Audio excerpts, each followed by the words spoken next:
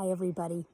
I'm going to start my post by just taking you on a little video tour of sort of what greets me every morning when I walk out outside my doors in my little remote piece of heaven here in Northwest Ontario. I want to say hello. I've been away a while and I really missed all of you, but I wanted to take an opportunity to respond to this great prompt. Thanking Michael for that prompt, but also April for asking us to think about what gets us out of the bed in the morning, and Carolyn for the reminder of the power of being present and standing our ground when uncertainties rise up in front of us. That really got me sitting down and thinking. These last few months have been an exercise in facing the cold, hard heel of reality. It's also been about facing mortality. My parents, as you've heard about, but also my own. I celebrated my 62nd birthday a few weeks ago, and it's been a bit of a turning point for me.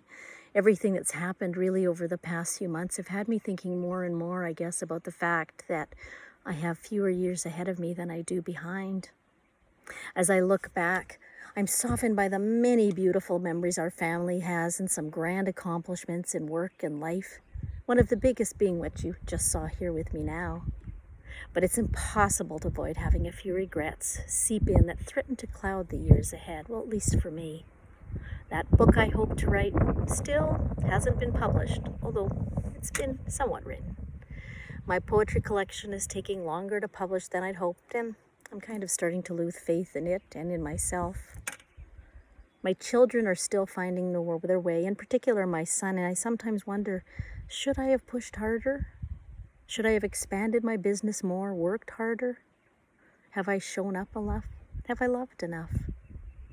I never got to golf with my dad. Big and small concerns, I let them weigh heavily on me over the winter as I was overwhelmed, exhausted, and quite depressed. Then I saw that prompt and I thought, there must be a better way. And there is. Spring arrived. The seedlings in my greenhouse started to grow. The birds returned, and the small bay where I'm sitting now echoes with their songs and the urgent, insisting croaks of frogs. The turtles have showed up. An eagle flies overhead. A beaver is building a summer home just over next to me here. The sun emerged, albeit through the smoke of wildfires, but we're safe, and I'm grateful for that. As I walk to my garden, I feel the grass crunching under my feet, and as I stand and just look at everything that I have accomplished here, I feel my wholeness. My spirit is lifted, and I'm reminded how strong and beautiful I am in many ways. And those words that April asked about, well, here are mine. Beauty. I am always searching for it, but I also protect it very fiercely. Here in my remote home, living off the grid and honoring Mother Earth by keeping a small footprint, feeding the pollinators, and encouraging my neighbors to do the same. It's not always easy, it's a lot of work. But I relish that I have the strength and the conviction and the connections to do it all day, every day. I see beauty in everybody and everything. Wisdom.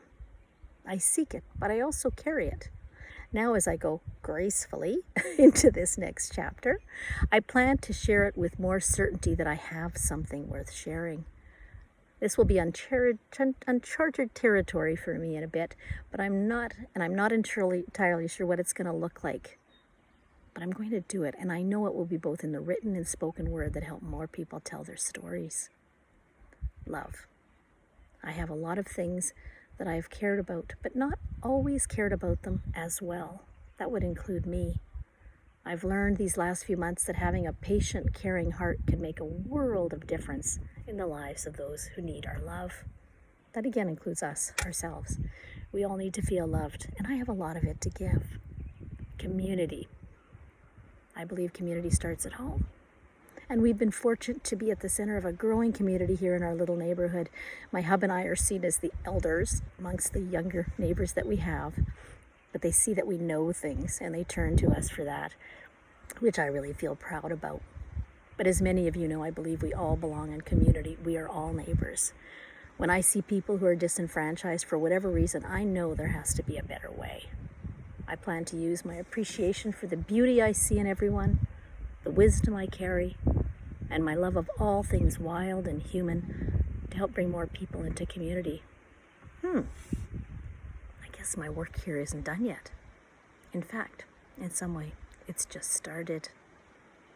There is a better way, and it starts today. Thanks.